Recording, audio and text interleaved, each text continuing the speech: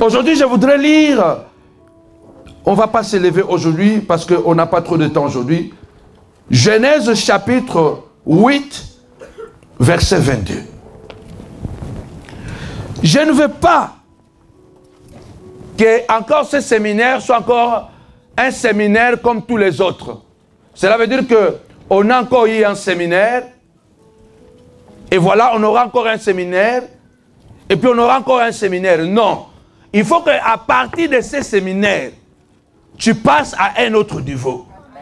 Oh, je parle à une personne. Cela veut dire qu'après ces séminaires, je dois passer à un autre niveau. Je dois passer à autre chose.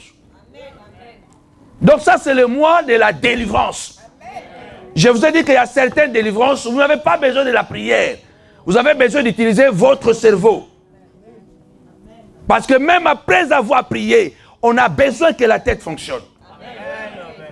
Tu ne peux pas avoir des bananes, de belles bananes, de bonnes bananes, et il y a une banane pourrie dedans, et qui commence à faire pourrir d'autres bananes, et de l'entretemps, toi tu pries, Seigneur, je ne veux pas que les bananes pourrissent.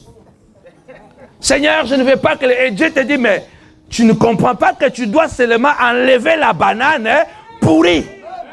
Alors, je parle à quelqu'un. Tu dois seulement enlever la banane pourrie, et les bananes ne vont plus pourrir.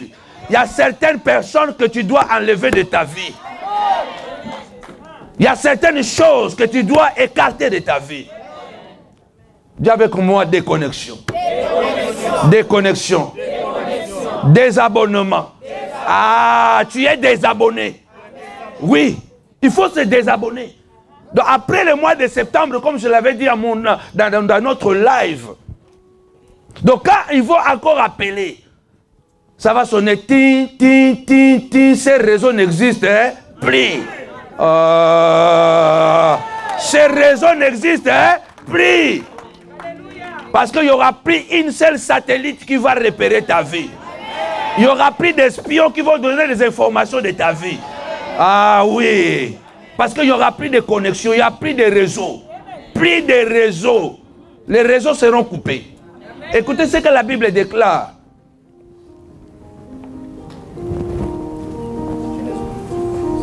Genèse 8, 22.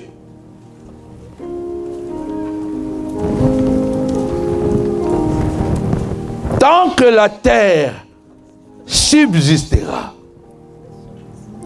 Quelqu'un peut dire avec moi, subsistera. Tant que la terre subsistera, le semail et la moisson, le froid et la chaleur, l'été et l'hiver, les jours et la nuit. Non. Est-ce que quelqu'un peut dire ça?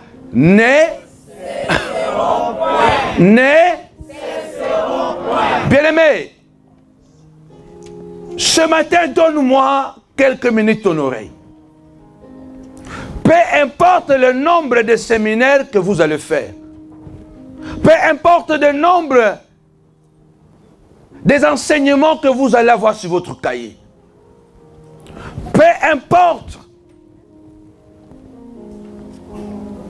le nombre de révélations que vous allez recevoir, mais si vous ne pratiquez pas cette parole, nous allons revenir encore le mois d'octobre, nous serons encore sur le même point de départ. Ce message est venu pour que tu prennes une décision une fois pour toutes. Cela veut dire que Dieu veut m'amener, moi et toi, à un autre niveau spirituel. Je vais parler aujourd'hui sur la loi de cohabitation. La loi de cohabitation et des alternances. Nous sommes toujours sur comment détruire le point de contact. Parce que les chrétiens ont souvent l'habitude d'écouter et après, dès que vous sortez ici, vous oubliez. Et vous allez ramener le même problème encore le mois prochain. C'est pourquoi aujourd'hui et le dimanche, je vais clôturer par ce message. Il faut que nous passions à autre chose. La Bible dit, tant que la terre subsistera, il y a des lois qui subsisteront aussi. Il y a des choses que nous n'allons jamais effacer, ni échapper à cela.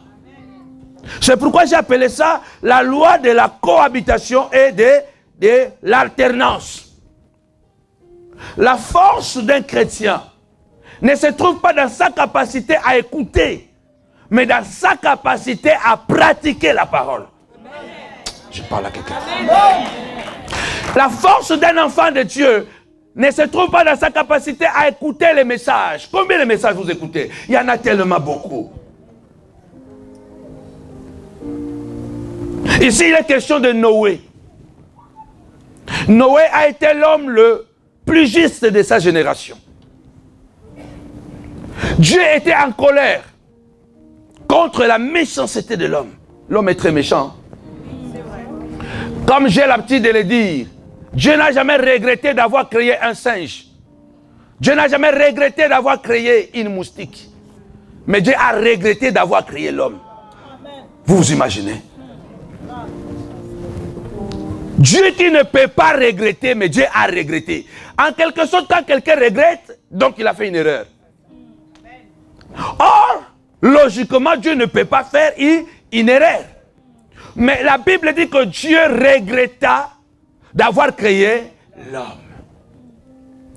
Au point que Dieu a décidé dans sa colère d'en finir avec l'homme. Donc Dieu voulait exterminer l'homme. À cause du mal, à cause de la méchanceté. Regarde autour de toi, quelle méchanceté. Et souvent on confond le mot. Une méchanceté, ce n'est pas l'orgueil, non. Une méchanceté, ce n'est pas une rancune, non.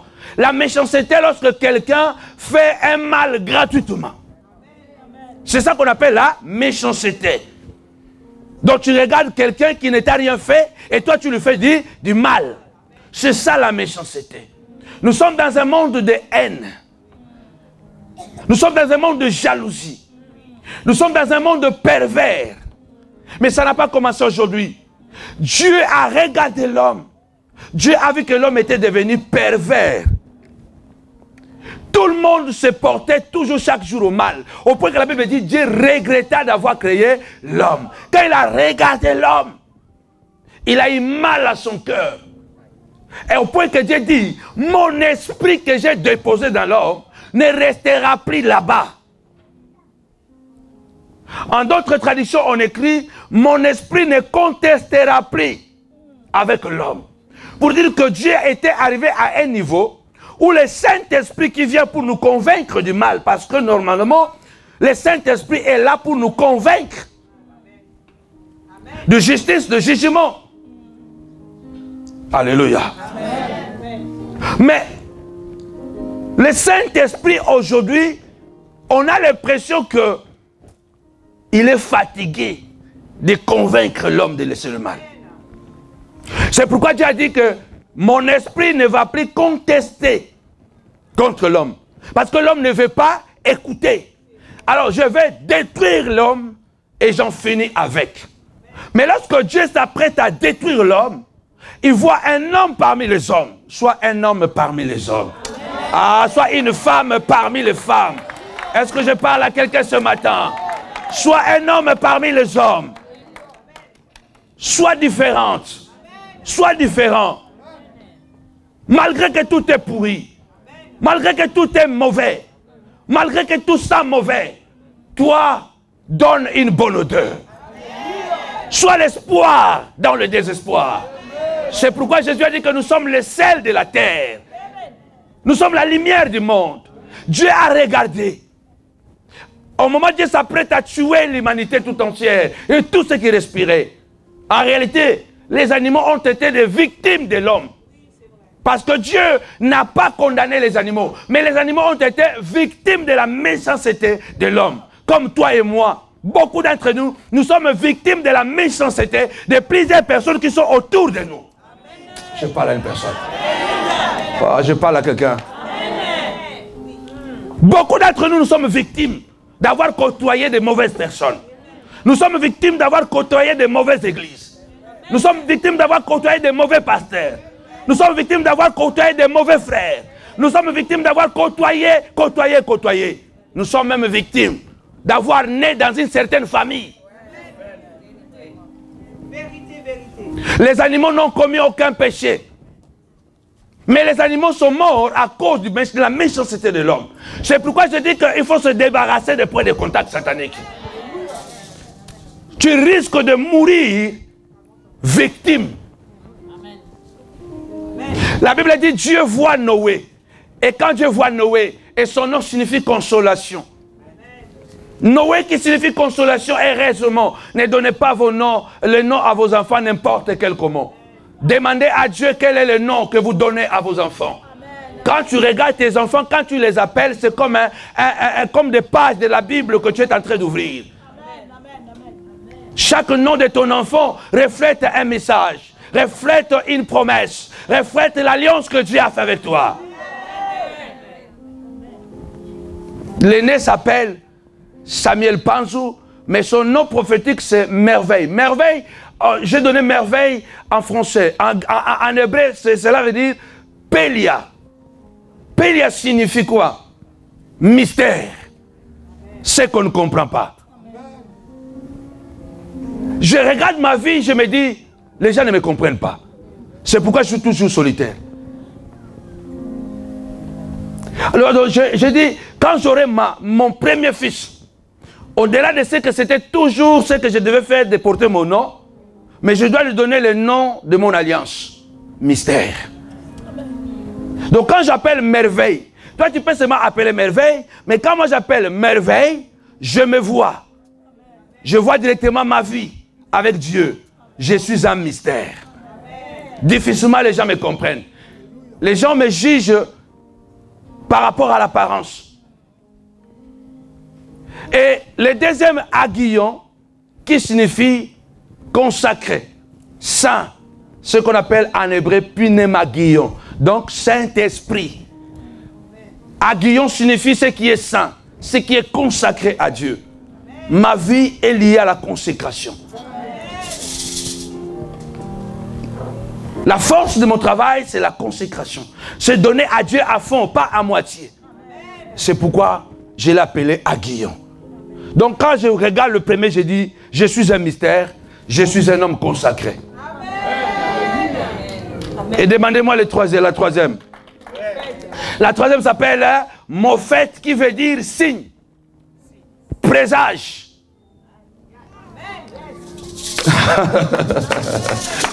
La quatrième s'appelle Emet Mila. Donc, quand je regarde mes enfants, je vois directement mystère de ma vie, la consécration. Je suis un signe pour ma génération et je vis dans la vérité. Donc chaque enfant que j'appelle, c'est un mystère de ma propre vie, de mon alliance. Dieu regarde. Il dit, mais non, j'ai repéré, il y a quelqu'un là-bas. Je veux que dans cette assemblée, que Dieu puisse repérer. Repérer ne fût-ce que toi pour qu'il sauve certaines personnes. Dieu voit Noé. Noé juste, il est intègre. Dieu lui confie la mission. Il dit, j'ai décidé d'en finir avec le mal. Mais je t'ai trouvé juste. Maintenant, je te sauve avec ta justice. Toi et ta famille. Dieu a tout tué, croyant vaincre le mal. L'eau a débordé pendant 40 jours et 40 nuits. Et pendant 5 mois, l'eau a baissé. Noé est sorti de l'arche. Dieu, je crois, il espérait que le mal allait finir. Mais quand Noé sort de son arche et commence la vie, Dieu comprend que le mal n'est pas fini. Je parle à quelqu'un. Mais Dieu n'a pas échoué. Amen. Toi aussi, dans cette bataille contre les points de contact sataniques, tu n'échoueras pas. Je parle à quelqu'un. Tu as engagé un combat et tu vaincras ce combat jusqu'à la fin. Quand Dieu a tué le monde par déluge, Dieu voulait en finir avec la méchanceté. C'était à cause du mal que Dieu a tué. Mais après les déluges, le mal a continué. C'est bizarre. Le mal a continué. C'est là où Dieu dira, la loi de la cohabitation et de l'alternance ne cessera pas. C'est pourquoi je vais dire à quelqu'un ce matin, partout où il y a une semence, il y aura toujours une moisson. Partout où il y aura le froid, il y aura la chaleur. Partout où il y aura l'été, il y aura aussi l'hiver. Partout où il y aura le jour, il y aura la nuit. Pour dire quoi? Que tu le veuilles ou pas, le mal sera toujours là. Partout où il y aura le froid, attends-toi à la chaleur. Donc si aujourd'hui il y a le froid, espère que demain il y aura une chaleur. Si aujourd'hui tout va bien, sache-le bien que demain ça ne sera toujours pas bien. Oh, je parle à quelqu'un. Je parle à quelqu'un. Je suis en train d'introduire pour entrer dans mon message. Partout où il y a la nuit, je commence même comme j'ai dit. Tant qu'il y aura la terre, tu dois savoir une chose, qu'il y aura toujours les jours. Mais quand tu vois le jour, ne pense pas que le jour est éternel sur ta vie. Non. Sache que le jour a un temps limité. Il y aura sur la nuit qui va approcher de toi. Que tu le veuilles ou pas, les démons ne partiront pas facilement. Le mal ne sera pas vaincu facilement. Parce qu'il y a certaines personnes qui vous diront, ah, de toutes les façons, le mal est toujours là. Mais Dieu nous a dit. Il nous a avertis. Là où tu vois la sémence, attends-toi qu'il y aura une moisson. Là où il y a le froid, attends-toi qu'il y a une chaleur qui va arriver. Oh, je parle à quelqu'un. Là où tu vois l'été, l'hiver aussi doit arriver. Parce que nous sommes sur la terre. Sur la terre, les choses ne sont pas définitives. Tout ce que tu as sur la terre est aléatoire. C'est pourquoi j'ai dit, ne soyons pas dupes. Pratiquons la parole. Vivons la parole de Dieu. Dans Genèse chapitre 6, verset 22, la Bible dit, c'est ce que Noé a fait. Il s'est conformé à tout ce que Dieu lui avait donné. Cela veut dire, tu dois pratiquer cette parole. Je vais entrer maintenant dans le développement de mon enseignement. Bien-aimé, Noé a pratiqué la parole pour qu'il se sauve du danger, du dégât qui était là. Si tu ne vas pas pratiquer ce message, et on te dira, ah ça ce sont des messages de haine, ce sont des messages de rancune, tu vas tomber encore dans le même piège et tu reviendras encore ainsi avec le même démon. Si vous lisez dans Matthieu chapitre 7, Jésus est en train de donner la même leçon. Il dit, heureux celui qui écoute la parole et qui la met en pratique. Il est comme un homme sage, prudent, qui bâtit sa maison sur le roc. La pluie, quand il tombe, les vents vont souffler. La tempête va s'abattre. Les torrents vont s'abattre. Mais puisque cet homme a construit sur le roc, sa maison ne sera jamais tombée ni effondrée. L'insensé est celui-là qui va écouter ses enseignements pendant un mois, mais qui ne va pas les mettre en pratique. Il est comme vraiment un insensé qui bâtit sa maison sur le sable. Quand la pluie va tomber, quand les vents vont souffler, quand la tempête va taper, la maison va tomber et les dégâts seront plus graves. Qu'est-ce que Jésus veut nous enseigner? En fait, vous voyez ici, il y a des auditeurs, des personnes qui sont en train d'écouter la même personne. Ils écoutent le même prédicateur. Ils écoutent le même enseignant qui est Jésus. Les mêmes personnes ont la même connaissance. Les mêmes personnes ont la même vision. Ils ont le même objectif. Ton objectif qui t'amène ici, pour que tu sois bien dans ta maison, n'est-ce pas? Oh, je parle à quelqu'un. L'objectif qui t'amène ici pour que tu vives pleinement la gloire de Dieu. Parce que la Bible déclare, Dieu souhaite que tu prospères à tous égards. Et que tu sois en bonne santé. Que tu prospères à tous égards comme prospère l'état de ton âme. Mais tu ne vas pas prospérer tant que les points de contact seront chez toi à la maison. Tu ne vas pas avancer tant que les infiltrés vont vivre avec toi. Tu feras 10 pas en avant, tu en feras 20 en arrière. Parce que là où il y a les points de contact sataniques, tu seras obligé de subir les conséquences négatives. Ces deux personnes ils écoutent le même message. Ils ont la même vision, bâtir une maison. Apparemment, ils ont tous utilisé la même matériel. Mais le problème se trouve où? Le problème ne se trouve pas au niveau de ce que tu connais.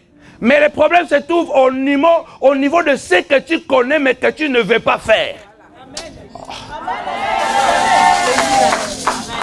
Je vais répéter. Le vrai problème ici ne se trouve pas au niveau de ce que tu connais, mais se trouve au niveau de ce que tu connais mais que tu ne veux pas pratiquer. Il ne te suffit pas de suivre cet enseignement pendant 1 mois, les points de contact. Il ne te suffit pas de venir pendant 3 jours où je parlerai des mystères encore plus profonds. Mais ce qu'il te faut pour que tu vives une délivrance totale, pour que tu ne puisses plus te plaindre, pourquoi tu es condamné à écouter et à pratiquer. En fait, c'est la pratique de l'obéissance qui rend nos fondations solides. Amen. Si vous ne pratiquez pas, vos fondations ne seront jamais solides. Si vous serez incapable de réagir par rapport à ce message, vous serez incapable de réagir lorsque le diable va s'élever pour vous attaquer. Parce qu'il y a des domaines que nous contrôlons. Il y a des domaines que nous ne contrôlerons jamais. Amen. Tu peux contrôler toi-même quelque chose de ta vie. Mais tu ne peux pas contrôler la météo. Amen. Tu ne peux pas contrôler. Je suis angolais. À Luanda, plusieurs années en arrière, on pouvait rester 5 mois, 6 mois, il n'y a pas pluie. Et quand tu t'es réveillé, à 6 heures, il faisait déjà chaud comme à 12 heures. Ce qui fait que la ville n'était pas bien construite. Il n'y avait pas de... Comment on appelle ça? Non, pas de bitume seulement. Des trous là où l'eau passe. Les canalisations. Il n'y avait pas de terrasse, il n'y avait pas de canalisation. Quand la pluie tombe, l'eau doit passer. À un moment donné, la pluie a commencé à tomber fréquemment à Luanda. Et il y a eu des dégâts. Tu ne peux pas contrôler la nature. Tu ne peux pas contrôler les démons. Tu peux les repousser. Mais tu ne peux pas empêcher leurs mauvais sentiments de t'attaquer. Tu ne peux pas contrôler le vent. Or, Jésus a dit, le vent, que tu le veuilles ou pas, va souffler chez toi.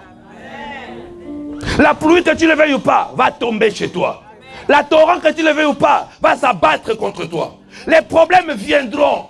C'est là où Dieu a dit, tant que la terre subsistera, tant que tu seras sur la terre, chaque jour quand tu te réveilles et que tu vois que la terre est encore là, attends-toi à cette loi de cohabitation. Sois prudent. Sache qu'il y a toujours un mal quelque part.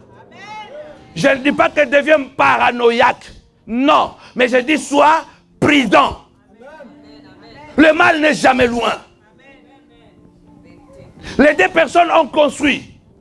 Mais les résultats étaient catastrophiques pour l'autre. Pourquoi? Il a écouté le message, mais il ne l'a pas pratiqué. Il connaissait comme toi tu sais. Tu sais que je dois marcher dans la crainte de Dieu, mais tu ne marches pas dans la crainte de Dieu. Tu sais que je dois prendre certaines décisions, mais tu ne veux pas prendre ces décisions-là. Et tu veux vivre la gloire de Dieu. Tu n'es pas fidèle à ta femme et tu attends la paix à la maison. Celui qui sème le vent moissonnera la tempête. Tu ne peux pas semer le vent et t'attendre à la paix. C'est pourquoi cet enseignement, comment détruire les points de contact sataniques, tu dois le mettre en pratique. Vivre par rapport à cela. Vous devez savoir une chose. Dieu ne descendra pas pour construire ton arche. C'est toi qui dois construire toi-même l'arche.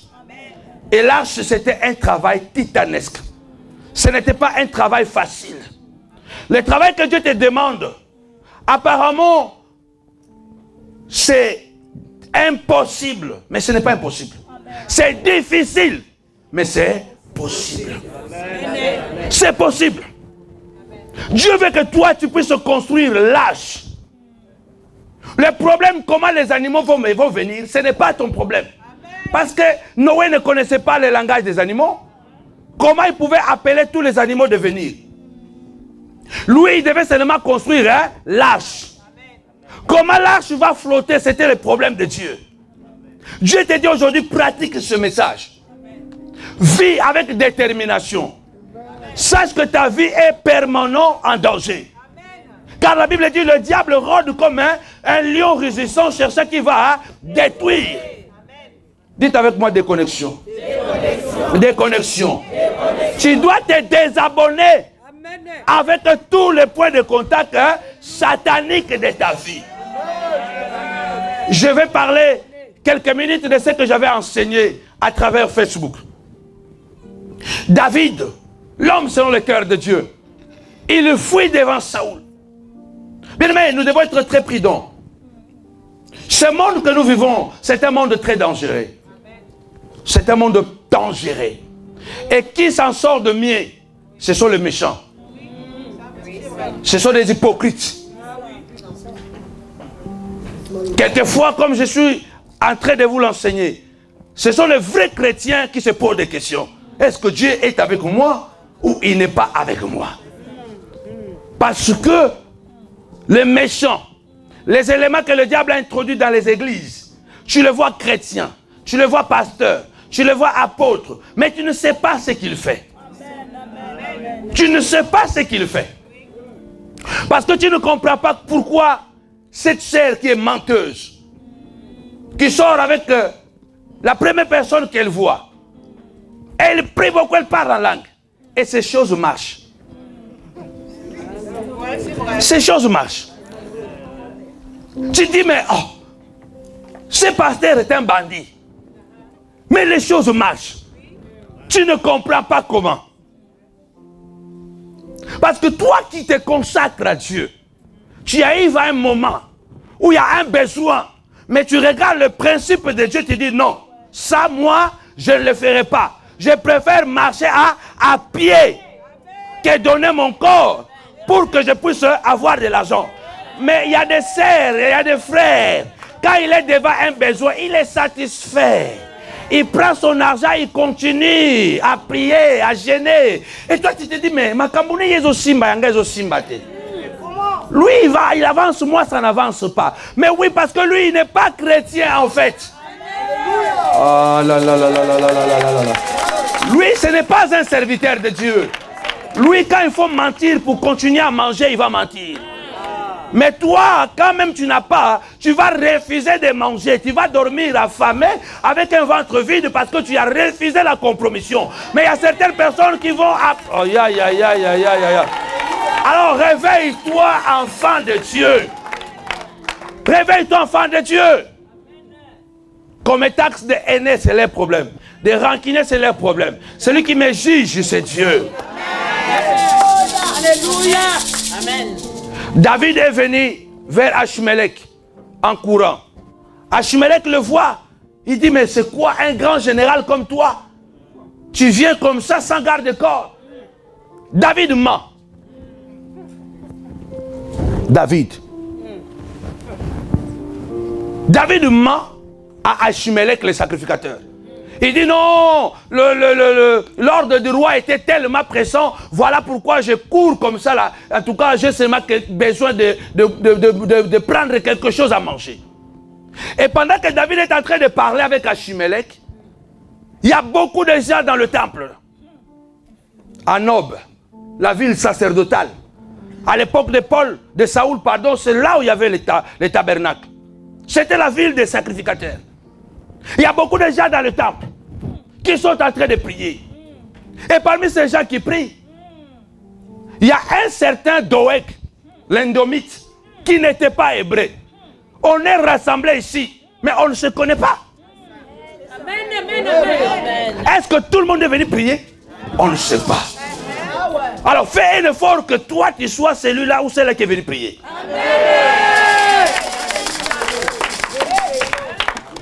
Doeg était là. Et quand David a vu Doeg, il a compris que ce monsieur doit être un espion. Parce que ce monsieur, je l'ai vu avec Saoul. Il est très proche de Saoul. Mais quand tu vois quelqu'un qui te fait la guerre, et tu vois son proche à côté de lui, et que tu vois que le proche qui était là s'approche de toi, toi tu dois te déprocher. Ça n'existe pas en français, je l'ai inventé. Ah, donc toi tu dois te déprocher. Ça n'existe pas. Je sais, je connais, mais là j'invente mon propre mot. Déproche-toi.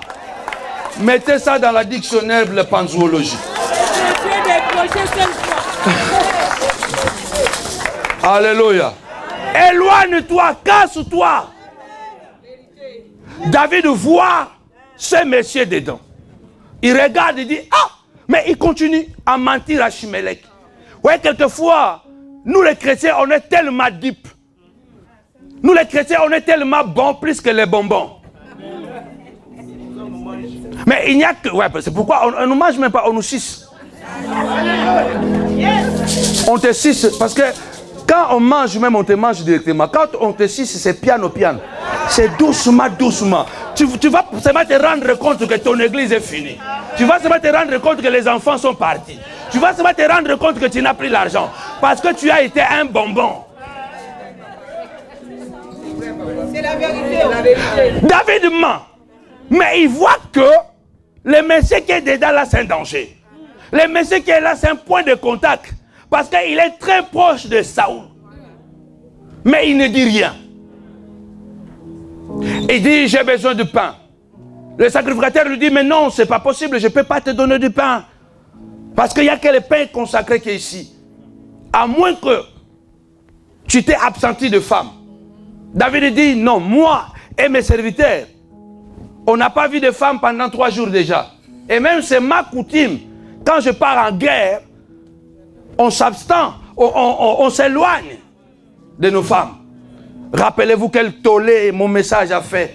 Quand je prêchais ce message, tu ne peux pas, Dieu n'approuve pas toutes les relations sexuelles, même quand on est marié. Non. Dieu n'approuve pas toutes les relations sexuelles, même quand on est marié. Non. Quand tu vas aller prêcher, tu ne peux pas être avec ta femme, avec ton mari. Si ton jeûne va durer 1 mois, ça veut dire qu'il y a 1 mois d'abstinence. Si le séminaire va durer 1 semaine, 1 semaine d'abstinence. Alors moi aujourd'hui j'entends des prédicateurs qui disent que quand tu vois les pasteurs prêcher bien, parce que le matin, abomination. Abomination. Partout dans la Bible, depuis l'Ancien jusqu'au Nouveau Testament, chaque fois que Dieu vient pour voir son peuple, il dit toujours, Moïse dit à tous les hommes de se libérer de leur tente. De laisser leurs femmes. Et c'était la coutume de David, chaque fois qu'il allait en guerre, il ne couchait pas avec ses femmes. L'apôtre Paul nous dit la même chose. Il dit, vaquez-vous dans la prière, après quoi, remettez-vous ensemble. Ça veut dire que le moment de la prière, le moment de jeûne et prière, ce n'est pas le moment de l'intimité. On voit des pasteurs, des chrétiens qui viennent avec abomination. L'équipe qui travaille avec moi, ils savent. Si vous êtes au programme là, déjà le vendredi, vous êtes en train de vous sanctifier déjà. Donc le samedi, là, vous dormez déjà, voilà, avec quelques mètres de sanctification.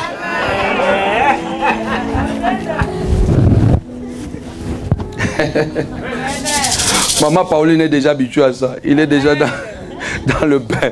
Papa Emery connaît. Alléluia. C'est comme ça que je fais mon travail. David dit on est purifié. Et l'homme de Dieu, le sacrificateur, lui donne du pain. Attention avec les points de contact. Il lui donne du pain. Et à un moment, David dit, est-ce que tu n'as pas des armes ici? Et Achimelech dit, non, il y a même l'épée de Goliath que tu avais tué. Je peux te le donner. Il prend l'épée. Donc, tout ça, Pendant que les autres sont en train de prier, Seigneur, écoute ma vie, Seigneur, écoute-moi, papa, délivre mes enfants, délivre mon Dieu, mon roi, je fais du travail. Il y a Doeg qui guette. Il y a des gens, tu es venu à l'église. Au lieu de t'occuper de tes affaires, tu commences à t'occuper des problèmes des autres. Tu deviens un espion.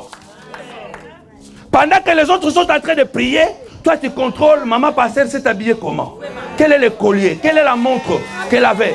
C'est ça qui est en train de détruire beaucoup de chrétiens. Tu deviens un espion. Amen. Les autres ont rien vu, mais Doeg a tout vu, a tout entendu.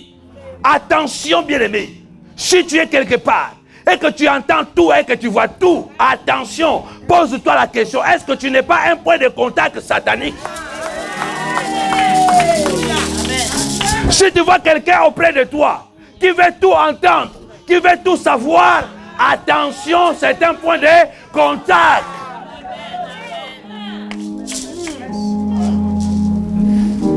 Il était là, les autres n'ont rien vu. Mais lui, il a tout vu, il a tout entendu. Et pourtant, il y avait beaucoup de monde. Parce que le point de contact vient pour une mission. Égorger, détruire et disperser. Et tu as une seule solution. Quand tu découvres un point de contact, coup de pied. Quand tu découvres quelqu'un qui ne t'aime pas, éloigne-toi. Tu découvres quelqu'un qui te critique, éloigne-toi.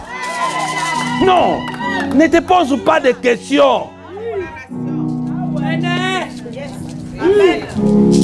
Ces gens qui vous prêchent l'amour, qui eux-mêmes sont incapables de pratiquer l'amour. Ils prêchent des choses dont ils savent qu'eux-mêmes ils ne le font pas.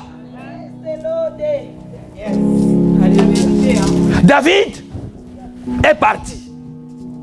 Or, ce monsieur Doeg, le nom de Doeg, je vous l'ai dit, ça veut dire timidité. Il était un monsieur très timide. Attention. Hypocrite. Donc, Doeg, parmi les membres qui étaient là-bas, qui priaient, qui demandaient à Dieu quelque chose. Donc, quand il regardait Doeg, je crois que c'est ça même qui a trompé David. David, quand il a regardé Doeg, il dit non, ce monsieur est trop timide. Ce monsieur est trop calme. Ah, il ne fera rien. Au lieu d'avertir Achimélec, il n'a rien dit. Lui, il connaissait Doeg. Mais Achimélec ne connaissait pas Doeg. C'est David qui a la cause de la mort de ces gens. Moi, je refuse de mourir innocent. Je ne veux pas. Je ne veux pas continuer à être victime. Je vais entrer en profondeur pendant ce séminaire. Vous devez réfléchir, bien-aimés. J'entends des prédications, par exemple. Si Jésus a refusé la croix, est-ce que tu serais sauvé? Si Jésus avait refusé tout le monde, si Jésus n'avait pas accepté le mal qu'on lui a fait, est-ce que tu serais sauvé? Et toi là où tu dis, Amen. Tu dis, waouh, quel message. Non, Jésus a tout accepté au moment marqué par Dieu. Jésus a tout accepté à la croix. Avant la croix, Jésus n'avait rien accepté. Jésus s'est défendu physiquement et verbalement. Tu risques de mourir avant la croix. Je pose la question. Homme de Dieu, si Jésus était mort lapidé, tu serais sauvé? Oh, donne-moi la réponse. Si Jésus était mort lapidé, toi tu serais sauvé? Si Jésus était mort dans une falaise, tu serais sauvé? Attention, bien-aimé. Il y a des choses, comme j'aime dire dans mon dictionnaire à moi. Les sages, ce n'est pas celui qui parle, ni ce n'est pas celui qui se tait. Non. Les sages est celui-là qui sait quand il faut parler, quand il faut se taire. C'est ça ma définition de la sagesse. Mais les chrétiens font quoi? Ils parlent avant, ils parlent quand il faut se taire, ils se taisent quand il faut parler. Jésus, avant la croix, n'avait rien accepté. Quand on l'accusait de Belzéboul, il se défendait verbalement. Il disait, si moi je suis Belzéboul, je chasse les démons par Belzéboul. Et vos enfants, ils les chassent par qui? Bien-aimé, si tu as la capacité de te défendre, défends-toi. Défends-toi, parle, réponds. Il ne faut pas qu'on vous dise que, oh, quand quelqu'un te dit quelque chose, tu dois te taire. Comme ça, le monde saura que vous êtes des chrétiens, n'importe quoi.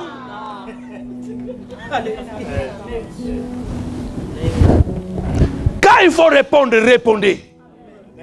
La Bible dit dans Proverbe, ne réponds pas à l'insensé, de peur que tu lui ressembles. Tout de suite après, réponds à l'insensé, de peur qu'il se croit plus sage que soi. C'est contradictoire, hein? Alléluia. Comment les deux versets qui se suivent ne répond pas et répond? C'est là où je m'assois. Quand quelqu'un parle et que tu sais que tu dois te défendre, ton témoignage, parle. Réponds-lui.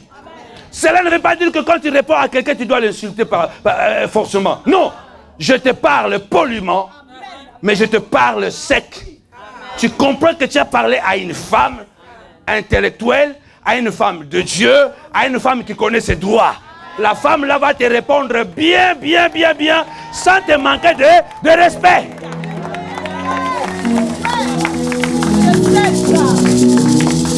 Sois béni, maman.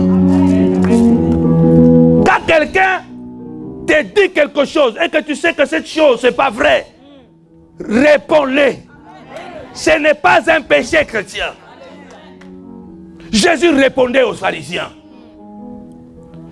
La Bible dit, il est quitté le jeûne de prière, il entre dans la synagogue. Il finit de prêcher. Et quand il commence à parler avec les gens, la Bible dit, ils se sont mis en colère. Ils l'ont pris. Ils l'ont amené pour le précipiter sur une falaise. Mais la Bible dit quoi? Jésus n'a pas utilisé l'onction. Jésus a utilisé son corps physique.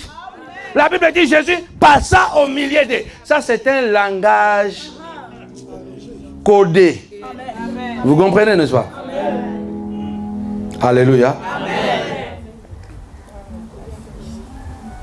Comment quelqu'un peut passer au milieu? Si on l'avait arrêté, on le poussait. Donc, lui aussi, il les a bousculés. Amen. Jésus les a bousculés. Il avait 30 ans. Il les a bousculés. Il est passé, il est parti. Alors si c'était vraiment les chrétiens d'aujourd'hui là, tu allais te laisser. Oh Seigneur, on a dit de supporter tout. Et pourtant Dieu t'attend à la croix. Toi tu te laisses, tu vas mourir avant ton temps. Ah, déclare, je ne meurs pas avant le temps. Je ne meurs pas avant le temps. Oh, je dis à quelqu'un, je ne meurs pas avant le temps. Ah, maman, merci. 5 fois, je ne meurs pas avant le temps. Répétez ça 5 fois. Je ne meurs pas avec le temps. Je ne meurs pas avec le temps. Sois béni, maman. Je ne meurs pas avec le temps. Je ne meurs pas avant le temps. Non. Jésus avait compris que non. Ça, ce n'est pas le temps de mourir. Il n'a pas utilisé l'onction. Il a utilisé son corps. Cela veut dire qu'il y a des situations. Tant que tu sais que tu n'es pas encore arrivé à ta destinée, ne te laisse pas faire. Défends-toi.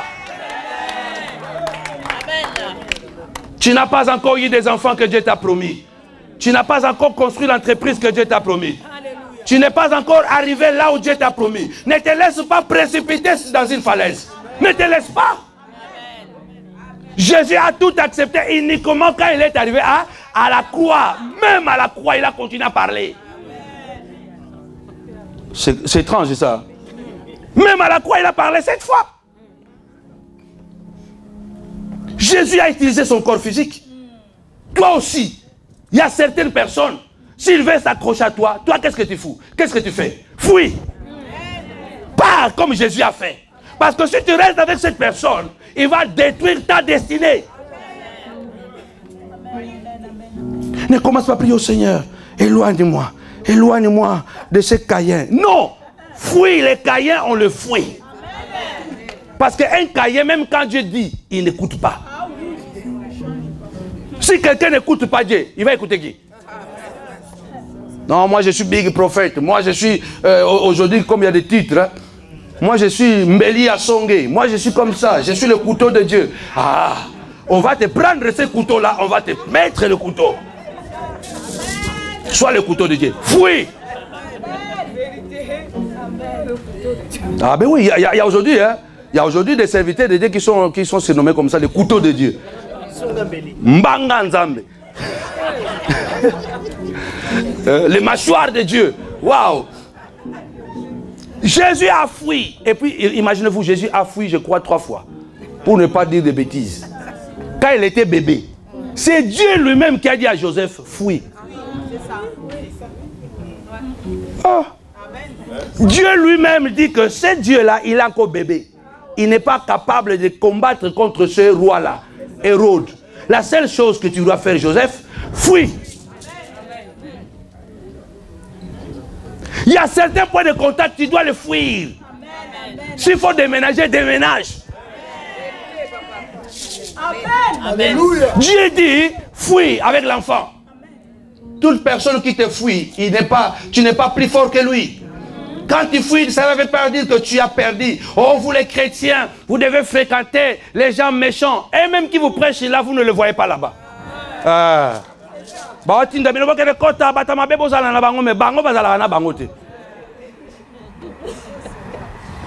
Ils vous livrent comme ça là, mais vous-même, eux-mêmes, ils ne vont pas avec les méchants.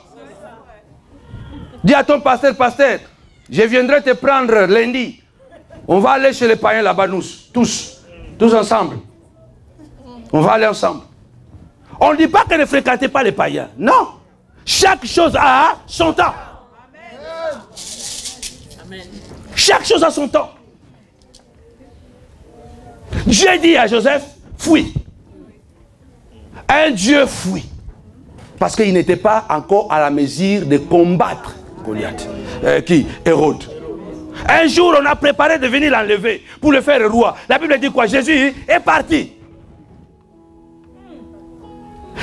Ne vous laissez pas faire avant le temps. Moi, aujourd'hui, là, tu m'insultes, je fais comme David. Tu es chrétien, je ne dis rien. Mais dans le secret, je vais prier. David a dit, même quand un juste me fait du mal, je reste calme. Mais quand je me tournerai, ma prière se lèvera devant l'Éternel. Ah ben oui. Ah ben oui. Parce qu'il y a des faux chrétiens qui se sont introduits, des faux serviteurs. Ils te font du mal comme ça là. Et toi, qu'est-ce que tu dis? Et même quand il te fait du mal là, il te dit, mais toi tu es chrétien. Mais toi aussi tu es chrétien, non? Pourquoi toi tu me fais du mal? On est censé nous aider à ne pas nous faire du mal. Donc tu es un point de contact.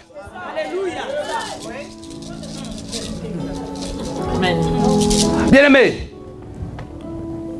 David est parti. Saoul a appris que David était passé à Nob, chez Achimelech. Il a fait venir les sacrificateurs. Il les a interrogés. Mais vous avez appris que David est passé là-bas. Vous ne m'avez rien dit. Achimelech dit, innocent. Il dit, mais ô roi, est-ce que c'est pour la première fois que moi j'ai consulté Dieu pour David? Mais moi je l'ai toujours fait. Et même cette fois je l'ai fait par cœur, avec le cœur. Sois béni ma fille. Il dit, cette fois-ci j'ai interrogé Dieu pour David. Je l'ai fait comme d'habitude. Qu'est-ce que vous me reprochez, roi? Le roi dit, tu vas aller mourir. Tu vas mourir aujourd'hui à Achimelech. La Bible dit quoi? Personne qui était dans le temple n'a donné l'information au roi. Personne. Le roi commença à demander. Dites-moi, est-ce que David est passé là-bas? Ah, roi. Bon, je ne vais rien dire, mais je ne sais vraiment pas. Parce que j'étais concentré dans la prière. Il va là-bas, est-ce que Alfred, tu as vu David quand il est passé? Alfred dit vrai, parce qu'Alfred était consacré dans la prière. Quand David était venu, Alfred priait. Et quand il parlait avec le pasteur, moi je n'ai rien vu. Les vrais chrétiens qui viennent à l'église pour prier, il y a certaines choses qu'ils ne voient pas. Amen. Amen. Même quand tu es un homme consacré là. Moi je ne sais pas combien, moi ça m'arrive beaucoup. Hein. On me dit, ah, tu n'as pas vu cette femme là, comment elle est habillée? Je n'ai rien vu. Tu n'as vu pas comment elle était? Non, je n'ai rien vu. C'est vrai. Souvent, je dis à ma femme quand elle me dit, ah, il y a une sœur qui est habillée comme ça, je n'ai pas vraiment bien vu. Parce qu'il y a des choses quand tu ne même penses même pas, tu ne vois même pas. Il y a déjà, quand tu es là, tu vas contrôler la mesure de la jupe que la sœur a portée. La magie, mais ce n'est pas bien aussi. Alléluia. Toi, tu es venu prier. Concentre-toi dans la prière. Laisse les protocoles contrôler l'Égypte. Ce n'est pas ton affaire. Ce n'est pas ton affaire. Laisse les protocoles contrôler l'Égypte. Parce qu'ils ont le droit de circuler dans la salle et de voir. Toi, concentre-toi à ton problème. C'est pourquoi vous venez à l'église, vous rentrez. Parce que quand tu viens déjà avec tes problèmes. Et tu vas encore croiser s'il y a encore quelqu'un qui a des problèmes plus que toi. Et tu commences à regarder sa jupe. Et tu augmentes encore les problèmes encore dans ta vie toi-même. Sois béni. Tu n'es pas venu pour la jupe. Oh, tu as vu les frères là, les pantalons qu'il avait, c'était trop serré. Mais ma soeur, depuis quand, comme dit un frère angolais, depuis quand,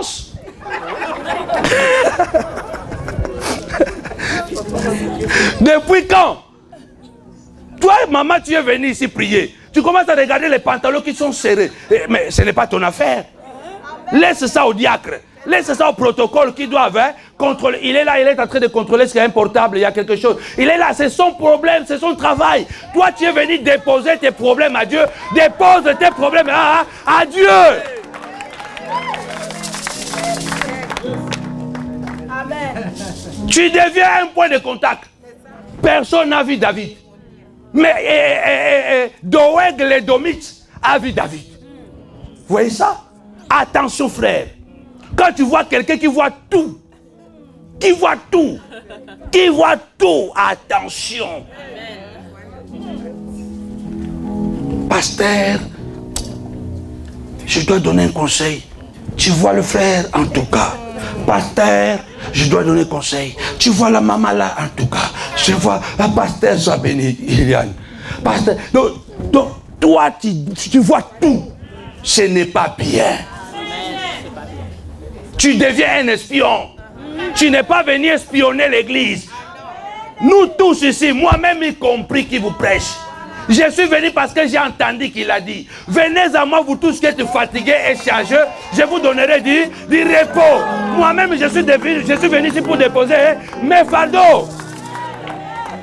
Laissez-moi d'abord prêcher. Laissez-moi prêcher la parole. Si quelqu'un est venu ici mal habillé, laissez le temps. Laissez-moi d'abord prêcher la parole. Laissez-moi, ne m'embêtez pas. Sois béni, maman. Laissez-moi, ne m'embêtez pas. Laissez-moi d'abord. Moi-même, j'ai mes 4 enfants. On a des combats sérieux. J'ai ma femme, on a des combats. Moi-même aussi, je suis venu ici pour déposer mes problèmes à Dieu. Il ne faut pas tout le temps m'embêter. Oh, il y a une sœur qui a fait ça. Il y a un frère qui a fait ça. Laisse-moi prêcher la parole. Laisse-moi d'abord prêcher la parole. Laisse-moi prêcher la parole. Est-ce que tu as vu cette sœur là devant? Oh non. Tu as vu le frère là devant? Oh non. Alors maman, laisse-moi prêcher. Amen. Papa, laisse-moi prêcher. Ça c'est la distraction.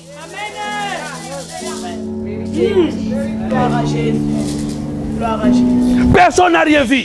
Mais Doeg, celui qui était censé être concentré, il est timide. Hypocrite en réalité. Son nom signifie timidité. Donc quand tu regardes comme ça, il ne regarde pas. Tu dis, quel frère? Le frère qui viendra chercher mon fait ou mettre, tu dois me regarder en face comme ça là. En face, tu dois me regarder en face. Fara comme ça là, on doit se regarder. Ne pense pas que parce que tu es venu, sois béni princesse. Ne pense pas que tu es venu, oh Rabashaka Baba. Moi je n'ai pas besoin de langue là. Tu dois me, tu veux prendre ma fille, tu dois me regarder en face. Ce n'est pas notre génération, hein, où les gens se mariaient avec la foi. Aujourd'hui tu veux prendre ma fille. Je te dis, tu as fait quelles études toi? La foi ne suffit pas.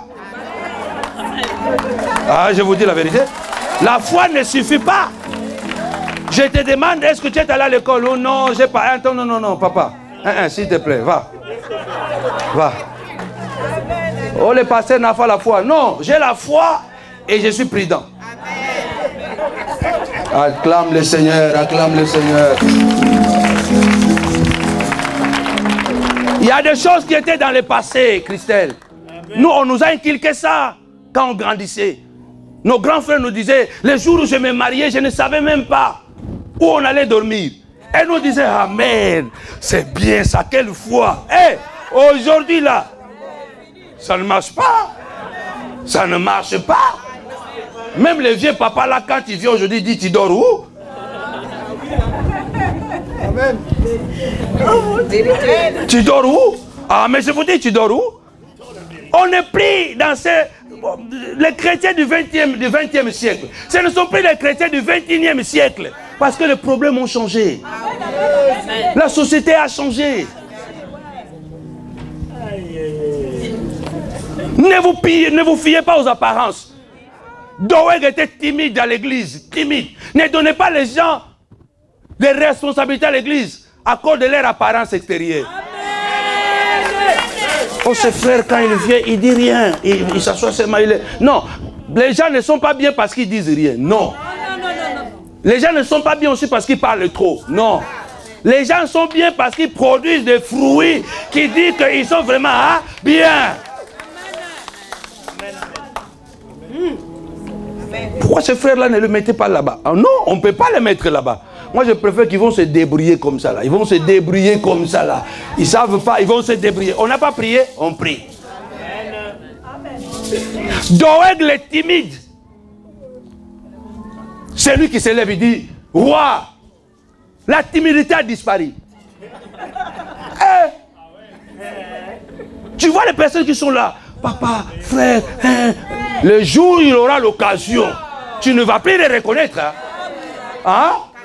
On reconnaît le soutien.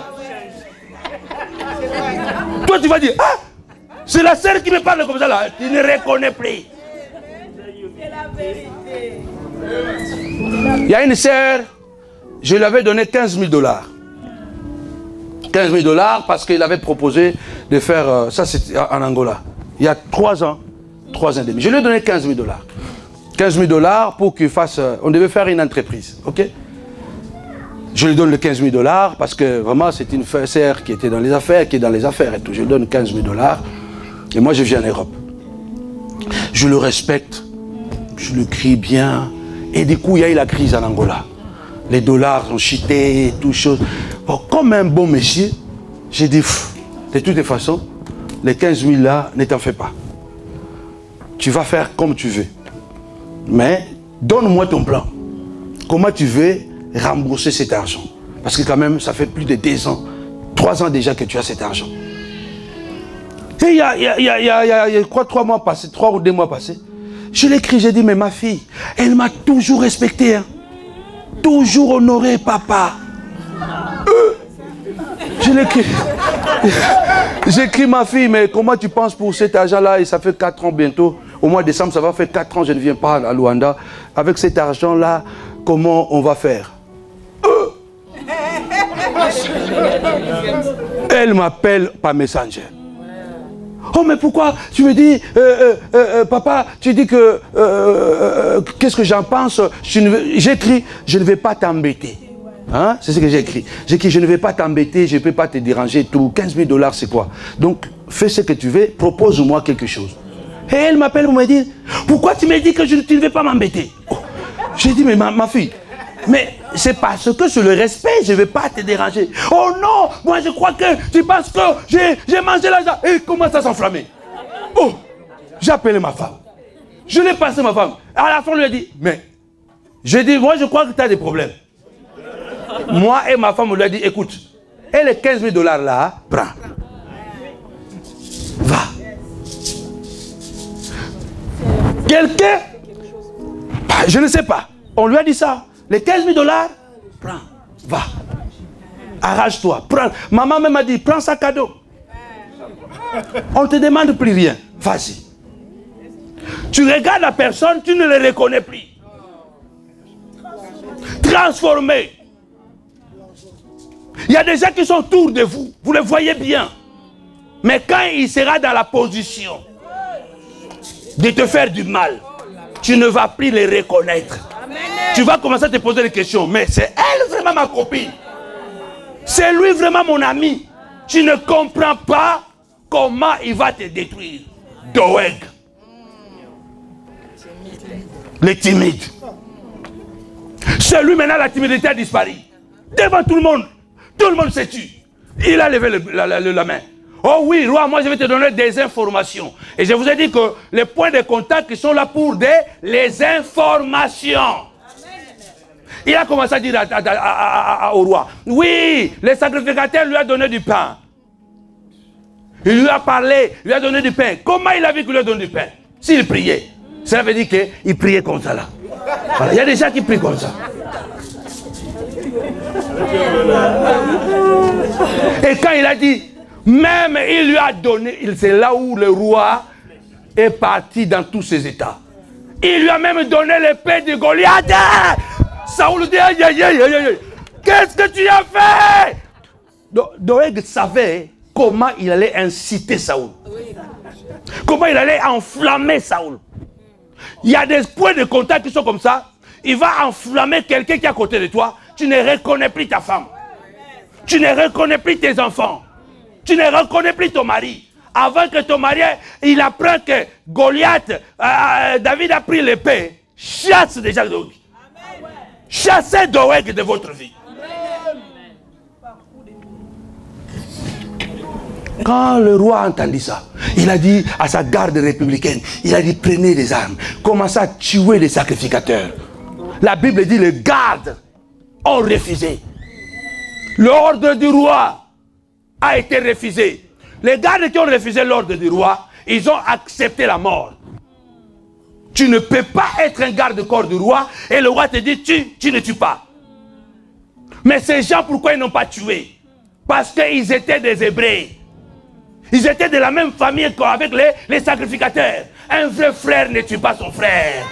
Ah, je parle à quelqu'un. Un vrai frère ne tue pas son frère. Un vrai frère ne vole pas son frère. Un vrai frère ne va pas envier son frère. Un vrai frère ne va pas chercher la mort de son frère. Non. Un vrai frère, il défend. Un vrai frère, il protège. Un vrai frère, il se sacrifie. Les militaires ont dit, roi, tue-nous. Mais nous, là, on ne va pas. Sois béni, homme de Dieu. Dieu te bénisse. Wow. Le message de Paul. Un frère ne tue pas. Un frère ne tue pas son frère. Jamais. Mais aujourd'hui, le frère qui tue le frère. Et on continue à s'appeler frère. Non. Je t'appelle plus frère. Je t'appelle démon. Ah, toi, tu es démon. Toi, tu es mon démon. Si tu continues à me faire des problèmes, je vais t'appeler démon. Quand je parle, je dis, ah oui, maman, le démon là est passé. Ouais, le démon, oui, oui. Vous allez dire que le prophète exagère, non? C'est la vérité, papa. Écoutez-moi. Écoutez très bien ce que je vous dis. Jésus a dit, si un frère te fait du mal, va le chercher. Cherche à résoudre avec lui. S'il refuse d'écouter, appelle des personnes témoins. Va les chercher encore. S'il refuse d'écouter les deux témoins, amène ça devant tout le monde. S'il refuse d'écouter l'église, Jésus a dit quoi? Après, avant de chasser les, qu'est-ce que Jésus a dit? Il a dit considérez-les comme un païen. Ce n'est pas Paul, c'est Jésus qui dit ça. Donc un frère qui est prêt à détruire son frère, c'est un païen. Même s'il parle en langue, même s'il prêche bien, même s'il crache le feu, c'est un païen. Une sœur qui va critiquer sa sœur, qui va critiquer d'abord à gauche, à droite, au téléphone, parler mal de son... C'est une païenne. Ce n'est pas une chrétienne, c'est un espion. C'est une espionne. Ils ont refusé, ils ont dit non, nous on ne tue pas roi, on est prêt à mourir. Doeg dit, roi, je suis prêt à tuer. Les timides, les timides, il a changé. Il a changé. Beaucoup d'entre nous, les messages que je prêche, ça vous touche. Parce que beaucoup, nous nous sommes retrouvés devant ces gens. Devant ces gens que tu croyais que c'est ton mari. Le jour au lendemain, tu comprends que c'est un démon. Tu croyais que c'est ta femme, du jour au lendemain, tu comprends que c'est une démon ou quoi. En français, ça ne se dit pas. Associez ça à mon dictionnaire, la panzologie. Ça va remplir. Associez ça dans mon dictionnaire, la panzoologie. Tu comprends que cette femme, elle est démon. Voilà. Comment tu peux détruire ta femme comme ça? Comment tu peux ruiner ta femme? Tu es un démon, mon frère. Amen. Comment tu peux ruiner ton mari? Tu es un démon, ma soeur. Même si tu viens à l'église, tu es un démon. Tes prières là ne servent à rien. Tu es un espion, une espionne. Tu es un point de contact. Doeg a tué 85 sacrificateurs. Le même jour, intimide. Quand les gens parlaient de Doeg dans la cour royale, on disait quoi? Ah, lui là, il ne peut même pas tuer une moustique. C'est comme ça qu'on dit, hein? Quand quelqu'un est trop calme, dit, ah, lui là, il ne peut pas même tuer une moustique. Même une mouche, il ne peut pas. Lui qui ne peut pas tuer une mouche, il a tué 85 ouins. Avec son épée, quel courage, quelle force diabolique, quelle horreur, quel démon qui était en lui. Donc il était maintenant dans la veste vraiment d'un point de contact, prêt à faire sa mission. Donc il n'était pas parti dans cette église comme un membre. Il était parti là-bas à Nob comme un espion. Est-ce que tu es un espion ici? Moi je ne suis pas Achimelech. Moi je ne suis pas Achimelech. Moi je suis dans la nouvelle alliance. Donc là, moi si je comprends que tu es Doeg, tu vas recevoir retour à l'expéditeur. Tu vas recevoir étranglement. Tu vas recevoir des barres de fer. Ah, mais tu seras en danger. Marteau. Si je découvre que tu es Doeg ici, là, mais c'est fini. À moins que je ne le vois pas. Quelqu'un dit Amen. Amen. Est-ce que quelqu'un bénit ce matin? La Bible dit cet homme a tué 85 sacrificateurs. Et ces gens sont morts innocents. C'est comme ça beaucoup de chrétiens sont en train de mourir innocents. Par de faux messages. Ne dites pas, ne parlez pas, ne passez pas, ne faites pas. Non, ce n'est pas comme ça. Oh, Jésus a été... non. Jésus n'a pas tout accepté. Jésus a tout accepté au moment marqué. Dieu avait marqué qu'il allait mourir à la croix. Avant la croix, Jésus s'est défendu. Défends-toi avant ta mission. Sinon, tu vas voir ta mission se couper en milliers. Défends-toi avec tes moyens. S'il y a les moyens d'amener quelqu'un en justice, amène-le à la justice. C'est Dieu qui a établi les lois. Le langage des avocats et des tribunaux. Ce n'est pas la Bible qu'il a emprunté auprès du monde. C'est le monde qu'il a emprunté auprès de Dieu. Défends-toi. J'avais dit ça sur Facebook. Toutes les personnes qui vont m'injurier par de fausses accusations, ils mettent dans YouTube parce que je sais que c'est faux. Chaque vie va représenter une malédiction. Donc si cette vidéo que vous mettez, écoutez-moi, ça fait 1000 vies, donc vous avez 1000 malédictions. Si ça fait 100 000 vies, ça va faire 100 000 malédictions qui vont vous suivre. Ah ben oui, hein. Parce qu'aujourd'hui là, on a plus peur de marabouts que de chrétiens.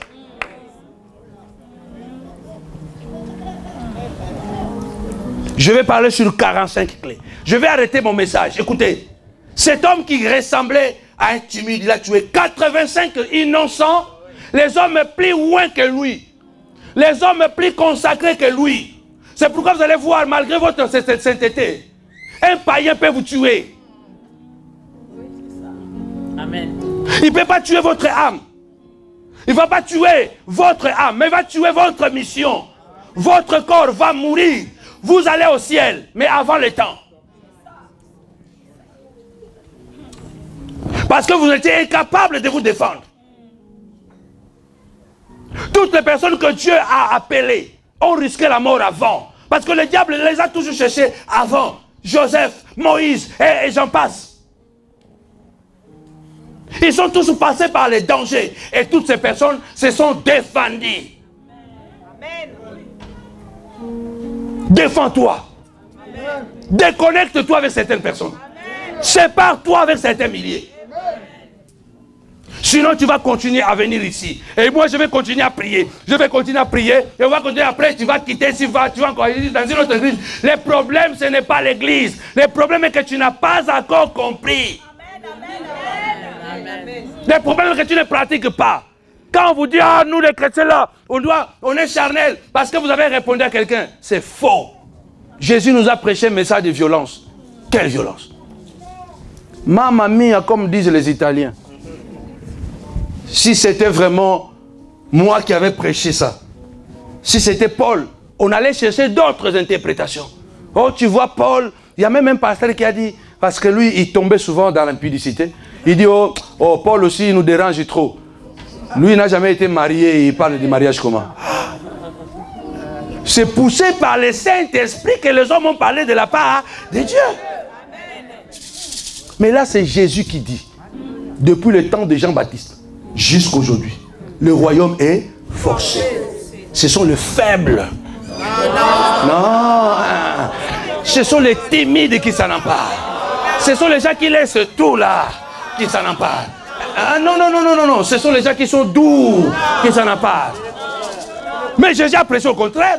Il a dit quoi? Ce sont les... Ah, vous voyez comment vous avez peur? Jésus a dit quoi? C'était les... Qui s'en emparent? C'est quoi la violence alors? Est-ce que Jésus a dit que prenez le couteau physiquement, prenez les armes physiquement? Non. Soyez violents, ça veut dire qu'utilisez la force. Quelle est notre force? C'est la parole. Tu dois parler quand il faut parler. Tais-toi quand tu sens que tu dois me taire. Mais quand je dois parler, tu ne vas pas m'arrêter.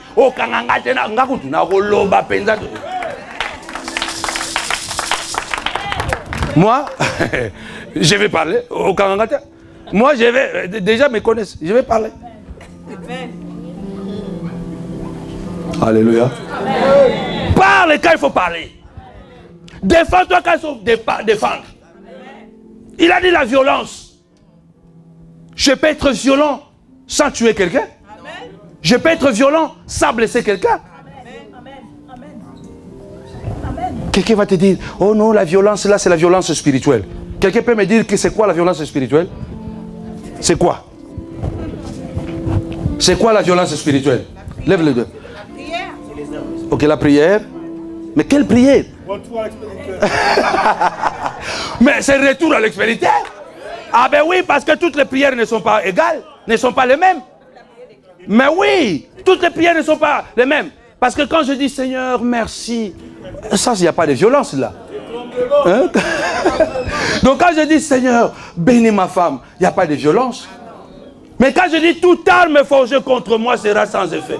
Toute langue qui se lèvera contre moi, je la condamnerai. Ça devient la violence. Cela veut dire que je prends la parole comme Paul est en train de dire. Les armes avec lesquelles nous combattons ne sont pas charnelles. Elles sont spirituelles. Par la puissance de Dieu, capables de renverser, renverser les raisonnements et d'amener toute pensée captive à l'obéissance. Et nous sommes prêts à punir.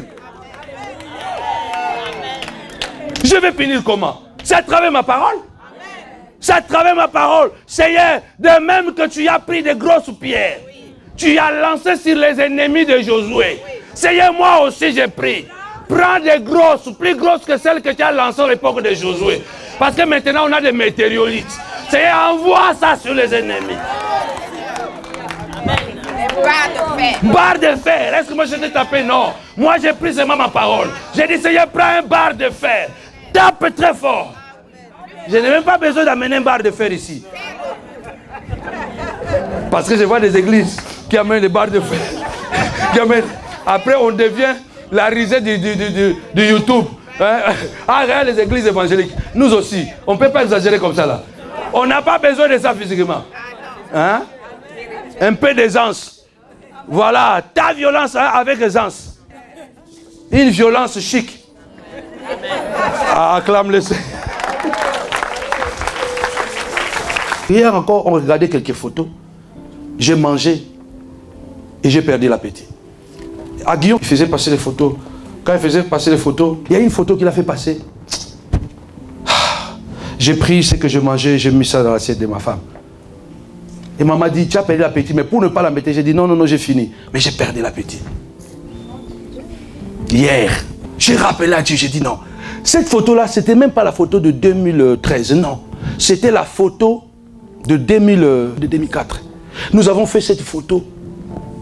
On était dehors. J'ai rentré de la maison un soir à minuit. Je mets la clé. On a fermé la maison. On a dormi 2 semaines avec les enfants dans la cave. J'avais l'argent pour aller à l'hôtel, mais j'ai dormi dans la cave. Aguillon avait 1 an, lui, il avait 2 ans. Vous ne pouvez pas imaginer si on arrive à ce niveau. La maison est fermée pendant 3 mois, on ne pouvait pas entrer dans la maison. Je vais à la commune, même le gouverneur qui était avec moi ne veut pas me recevoir. Chez nous, on les appelle Sindaku. Ici, vous les appelez quoi? Mais c'est les maires qui étaient bien avec moi ne veut pas me recevoir. Par mes recherches, j'apprendrai quoi? Au maquisé que je vends la drogue.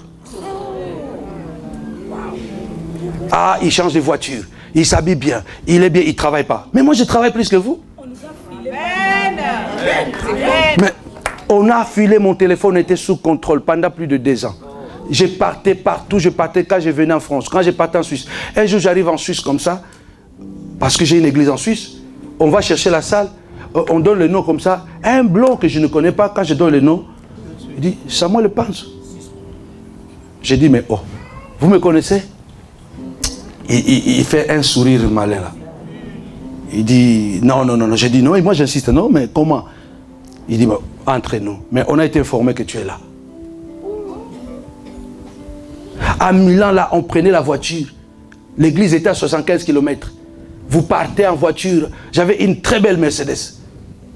Coupée, blanche.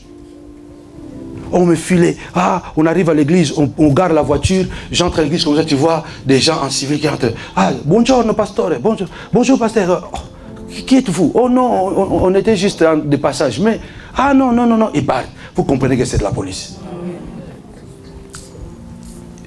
Mais partout où on m'a filé, rien. Donc, je suis homme maison. Si je quitte ici, là, Emery sait, Pauline sait, parce que ce sont les personnes qui sont à côté de moi, là, ils savent. Quand je quitte ici, là, je suis à la maison. Quand je quitte à la maison, je suis ici. Si je ne suis pas ici, je suis à Casarema. C'est 3 places. Et toute ma vie est fait comme ça. Et quand j'ai vu cette photo hier, j'ai dit, Seigneur, c'est trop, c'est trop. J'ai dit, Seigneur, trop, c'est trop. À quoi tu m'appelles au juste? Jusqu'à quand je vais supporter ces choses? Donc quand j'ai vu cette photo de 2004, je me suis rappelé encore de 2013. J'ai dit, mais non, je n'avais plus l'appétit. Vous ne connaissez pas, quand vous croisez les gens, d'où ils sont venus et qu'est-ce qu'ils ont vécu. Personne ne te connaît mieux que toi. Que personne ne te juge par rapport à ta prière. Parce qu'il ne connaît pas tes problèmes. Il ne connaît pas les montagnes que tu as grimpées. Il ne connaît pas les vallées que tu as traversées. Que personne ne te juge par rapport à tes prières. Que personne ne te juge parce qu'il ne connaît pas d'où tu es passé. Alpha Omega. Alpha Omega. La montagne de la prière Paris vous invite à un grand séminaire dénommé « Comment détruire les points de contact sataniques ». Comment détruire le point de contact satanique? C'est quoi un point de contact? Ce sont ces choses ou ces éléments qui vous rendent malheureux malgré vos prières, malgré vos gênes, mais vous êtes toujours malheureux. Parce qu'un point de contact, c'est un point relais, c'est un aéroport, c'est un microchip, c'est un spion, c'est un infiltré. Ça peut être un individu, ça peut être un objet déjà usé, quelqu'un l'a jeté, mais c'est un objet de mauvais sort. Le 19, les 20 et le 23 septembre, ne manquez pas, bien-aimés dans le Seigneur, car Dieu veut que nous puissions vivre sa gloire dans toute sa totalité dans notre vie. Alors le point de contact nous empêche de vivre la gloire de Dieu. Satan, il a détruit le jardin d'Éden à travers le point de contact qui était le serpent. Il a arrêté Jésus, crucifié Jésus à travers le point de contact qui était Judas. Quelle que soit votre sainteté, prière, consécration, attention avec le point de contact. Ça n'a pas commencé sur la terre, ça a commencé au ciel. Le 19 septembre, de 18h à 21h, mercredi. Le jeudi 20 septembre, de 18h à 21h. le dimanche 23 septembre de 10h à 14h. Nous vous appelons nombreux. Nous avons 45 clés pendant ces 3 jours à vous donner. Comment détruire le point de contact satanique. Tu as compté tous mes pas. Nous sommes à 146 rue Léon Geoffroy, 94 400 Vitry-sur-Seine. Moi, j'y serai. Et vous? Moi, je serai là.